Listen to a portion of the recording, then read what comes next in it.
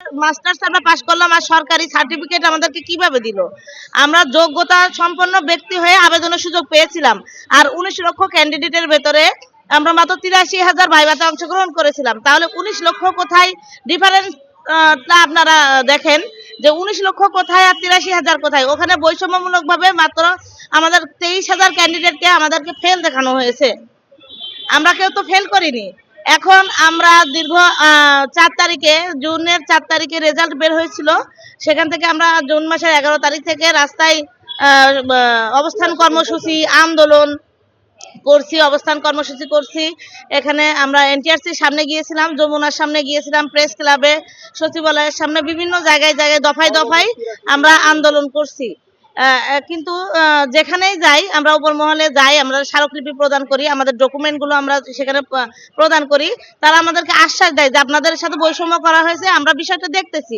কিন্তু এখনো পর্যন্ত আমরা কোনো সুরাহা পাই নাই। ইতিমধ্যে একটা বিষয় দেখেন যে মাত্র ৪০% নাম্বারে যারা উত্তীর্ণ হয়েছে তাদেরকে কিন্তু সনদ দিয়ে গণবিজ্ঞপ্তিতে আবেদন করার সুযোগ দিয়ে অলরেডি নিয়োগ দিয়ে দিয়েছে। ১লা সেপ্টেম্বর থেকে তারা অলরেডি স্কুলে কলেজে যোগদান করছে। কিন্তু আমার যে সাবজেক্ট ছিল ইতিহাস প্রভাষকের, এখানে সর্বনিম্ন নাম্বার ৬৪-তে টিকেছে। কিন্তু সর্বনিম্ন ৬৪ যে পেয়েছে সে টিকছে, তার উপরে ৬৫ আছে, ৭০ আছে। আমার পরীক্ষা তো আমি খুব ভালো দিয়েছি। তাছাড়াও অনেক সাবজেক্ট আছে এখানে, ভৌত বিজ্ঞান সহ, শারীরিক শিক্ষা সহ, আইসিটি সহ অনেক সাবজেক্ট আছে। সেখানে হিউজ পরিমাণ সিট খালি থাকা সত্ত্বেও মাত্র কোনো সাবজেক্টে দেখা গেছে যে ৮,০০০ সিট আছে, সেখানে মাত্র ৫৫০ লোক ভাইবা দিয়েছে, কিন্তু টিকাইছে তার থেকে মাত্র ১-১৫০ লোক।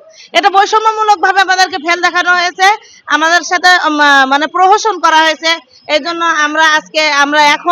আজকে ৩ দিন ধরে আমরা প্রেস ক্লাবের সামনে অবস্থান প্লাস অনশন কর্মসূচি করছি।